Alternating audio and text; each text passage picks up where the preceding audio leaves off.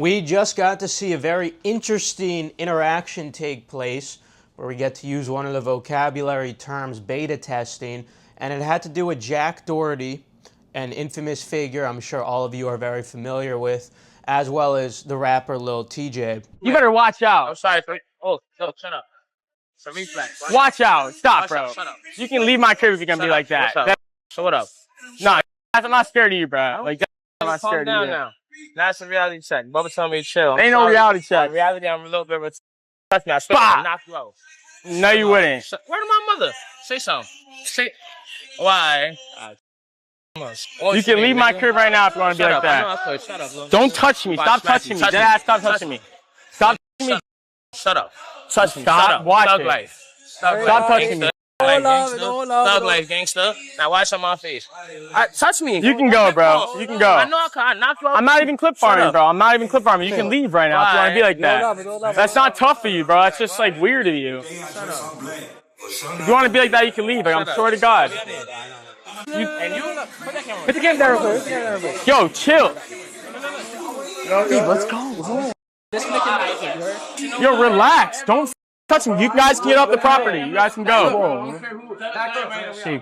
Yo, you want to clip for me, Brody? I don't want to clip farm you. You want to clip for me? I don't. You want to clip for me? I don't. Is that what you want to do? I'm not following shit. That's what you want to do? I'm not, bro. We're good. We're good. We're good. We're good. We're good. Is that what you want to do? We're good. Come on, Jack. Now, Lil Tjay has been known to frequently beta test many people, and sometimes he gets checked, sometimes he doesn't.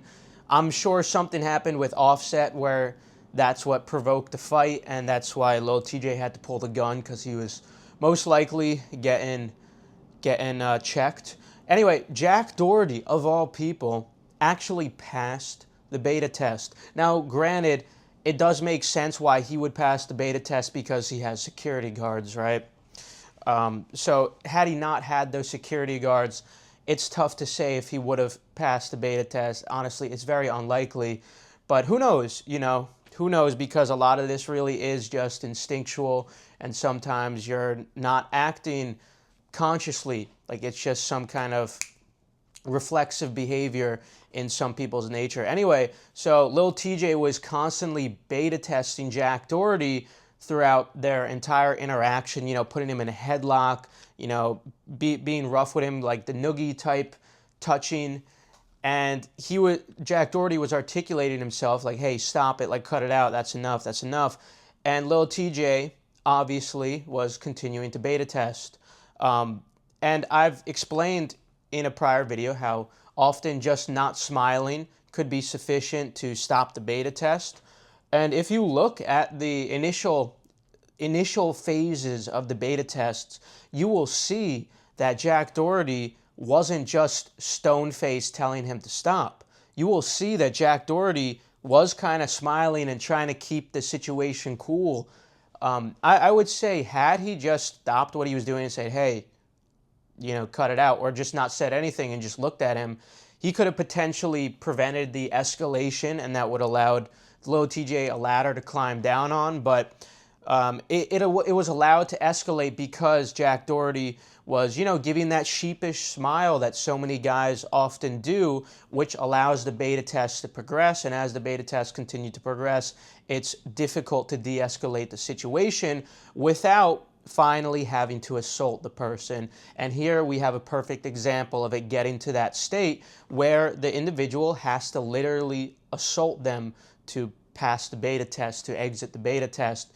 And Jack actually executed it perfectly given his position. But again, it's because he had security. Had he not had the security, there's a high chance that he would fail the beta test. Anyway, so he found an opportunity where he was able to smack Lil Tjay, and then he ran inside the house. Now, on the surface, you would say, well, this is not passing the beta test, right? And that's what I would think too. But remember, it's not what you think that matters alone. It's not what me or you think. It's what the general public thinks, the general consensus perception.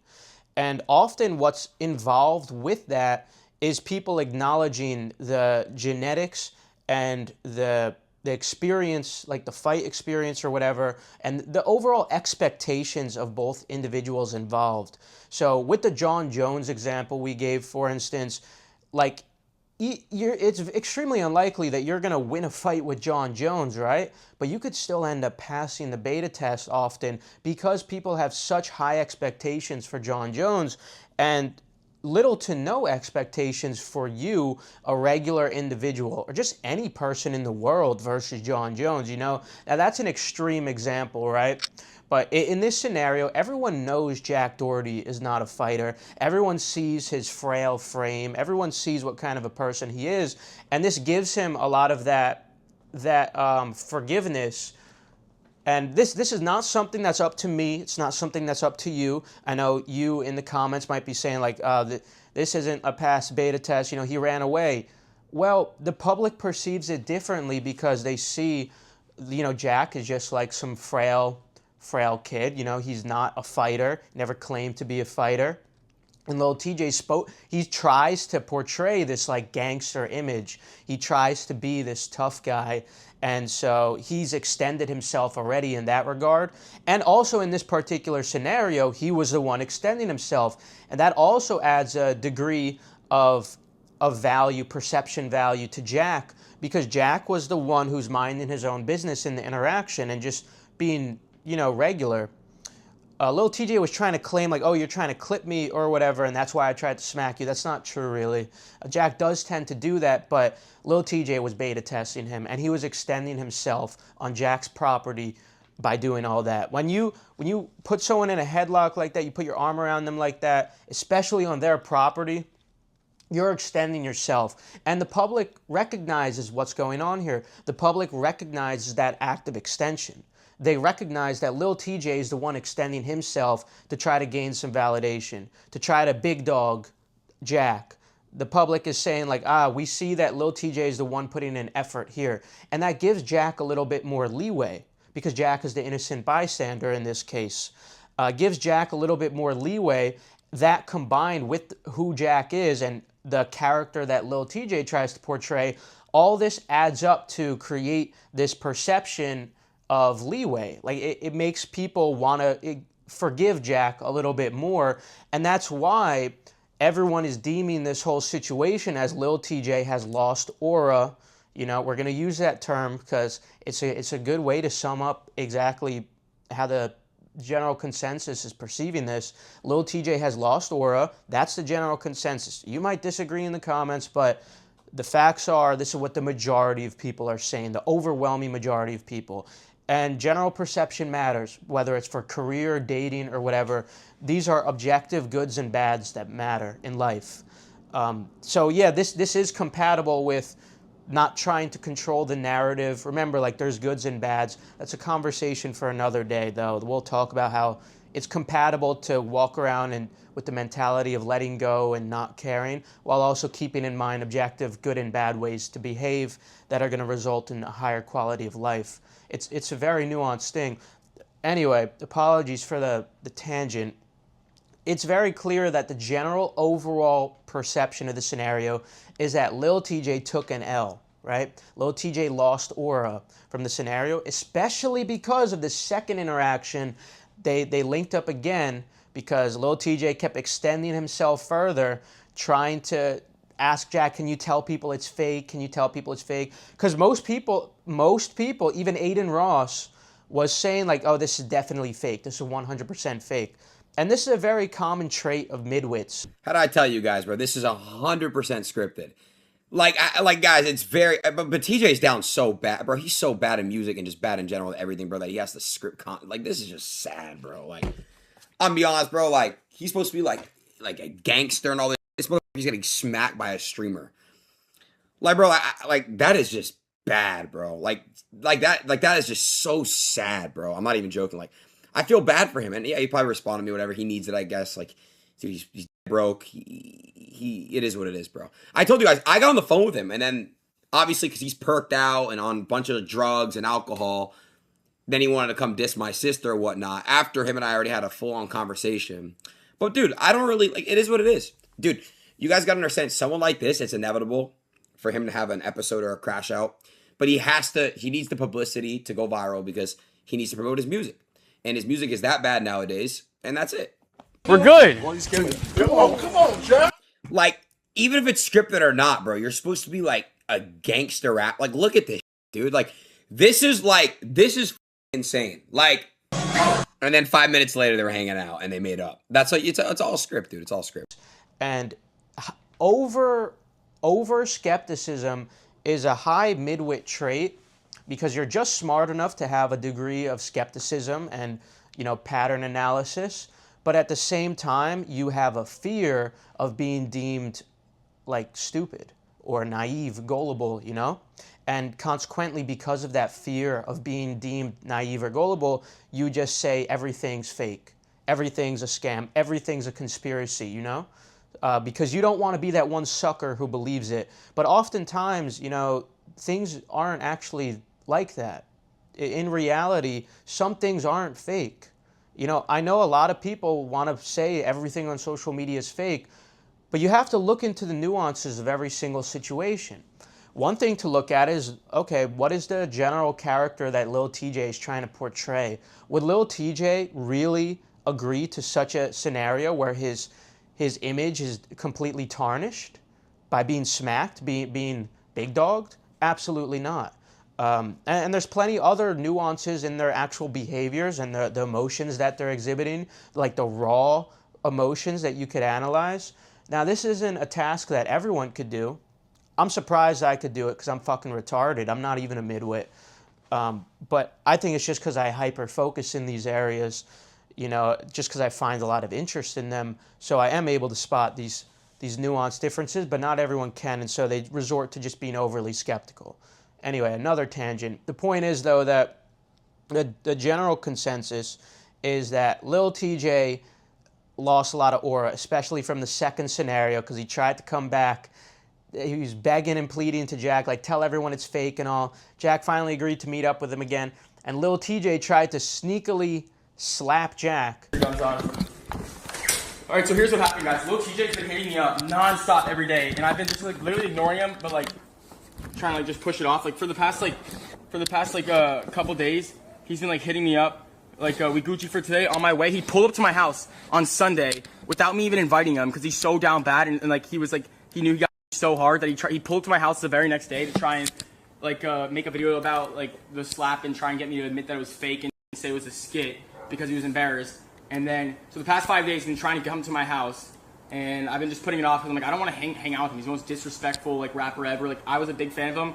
Not anymore because like the way he acts. So I like on my old me would have been like, yes, come over, let's hang out. But like I was like, dude, that guy, like he's so disrespectful. Like I with him, we're cool after like everything happened on the 4th of July, but I just like would not want to hang out with him again. And he like basically pressured me, he's like letting him come over to my house today to film a video to like make believe everything was fake and shit when it wasn't. And then he just tried to sucker punch me in the middle of the video and missed and failed. But yeah, nice try, buddy. And somehow he still missed. He missed. He threw it with poor form too. And the security guard just like pushed him away and Jack went to run inside. And now I know what you're thinking. You're thinking, Jack ran away, right? He ran away. So that must mean that, like, that's beta, right? And this is again the thing. These situations are very complicated. And the only thing that will tell the truth is results. The only thing that will tell the truth is what is the general consensus. And then you can reverse engineer that. It's the same with rating faces, right? Like the only accurate way to rate a face, allocate an SMV to somebody is based off of female behavior. Hang out with them and see how the females treat them at bars and clubs. That's how you evaluate their SMV. Also, take a look at their engagement, you know, on social media, who follows them or whatever, that combined with, you know, how they do on Tinder, especially if they don't include status or material objects in there, and see how they do based off that. And then you could reverse engineer their SMV. It's the same thing with these scenarios. First, analyze what is the general perception. And then from there, then you could reverse engineer why it's like that. So on the surface, some of you guys will be like, well, it's clear he ran away. He's the beta, right? You know, he got beta tested or failed or whatever. Someone tried to smack him. He ran away. But for some reason, the public seems to side with Jack here. For some reason, Jack seems to have won over the public opinion, which is an incredible feat given the deficit of public opinion he's been in for such a long period of time.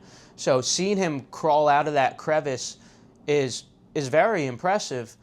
And it just goes to show too, like, you could have such a bad reputation and the public just easily forgets that in the heat of trendy moments. But it goes both ways too, and much easier vice versa. It is much easier to tarnish your whole reputation with little interaction. Anyway, point is here that for some reason the general public, the general consensus, believes Jack gained aura, Lil Tjay lost aura. And yeah, it's because of the fact that Lil Tjay was the one extending himself. He's the one trying, he's the one giving effort to try to control the narrative. And he's the one who initiated everything. He extended himself, remember that term?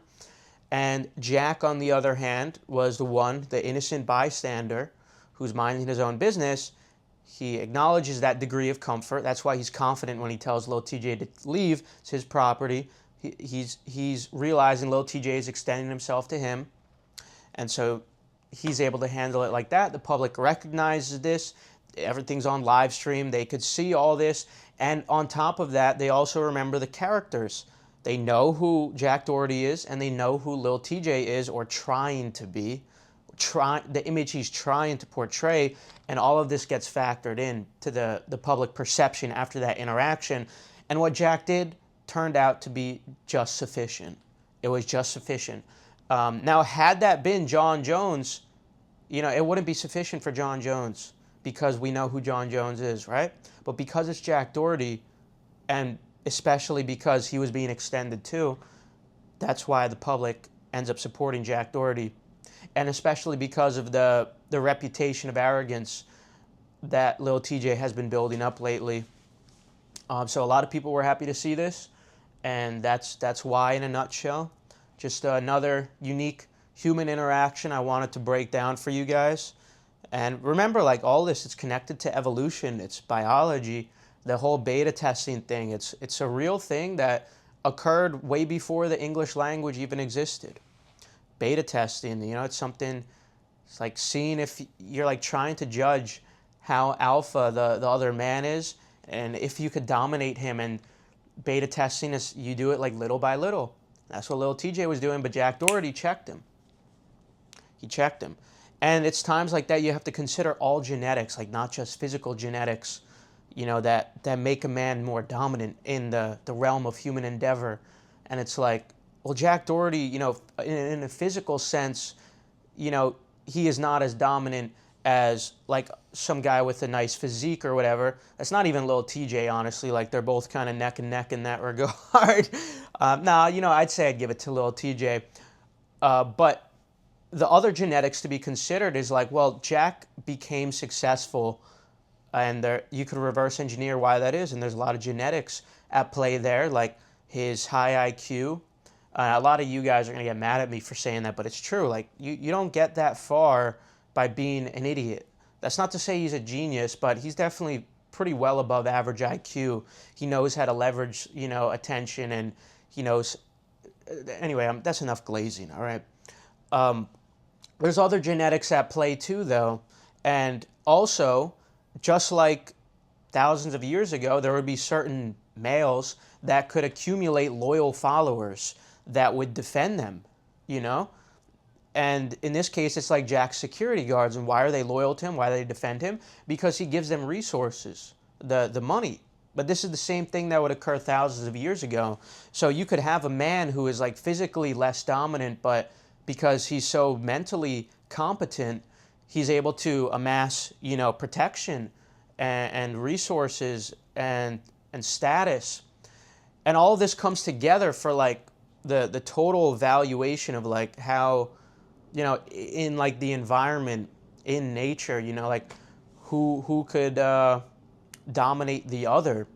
And in this case, it turned out that Jack won that interaction, I guess you could say. But had this been like prehistoric times or whatever, it would play out in a similar way, just like without all the cameras and all the technology and the words and all. But yeah, I believe you put those same genetics in those same environments, and like they go through the same deterministic, world, with the exception of the technology or whatever, and hypothetically they ended up in this same scenario again, you'd see a similar thing play out, because like Jack would have amassed those loyal followers, being the security. So yeah, it's interesting to think of it from like that evolutionary animalistic perspective, because that's what's going on in these scenarios. And then the peanut gallery is analyzing this, and what the peanut gallery is analyzing when they talk about aura and whatnot, it's like a genetic hierarchy, really. But it's so complex. It's so much more nuanced than just the physical makeup.